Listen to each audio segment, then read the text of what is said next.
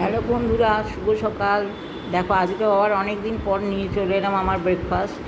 তা আমি ব্রেকফাস্টে কী কী করছি তোমাদেরকে শেয়ার করি। চলো, দেখতেই পাচ্ছ রুটি, গরম গরম রুটি নিয়েছি, আর এখানে ডিমের আমলেট, তার সাথে একটা কাঁচা লঙ্কা, আর এটা হচ্ছে তোমার চিচিঙ্গা ভাজা, পেঁয়াজ দিয়ে চিচিঙ্গা ভাজা করেছি সেটা।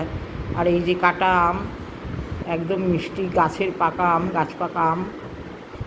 এটা খেতে খুবই ভালো লাগে, আমার তো খুব ভালো লাগে গাছ পাকা, আর এত মিষ্টি, এত সুস্বাদু আমটা, কি বলবো আর। আর তার সাথে থাকছে এই লিকার চা। টিফিনের পরে একটু চা না হলে ভালো লাগে না, তাই জন্য একটু চাও চাই, তাই জন্য চা।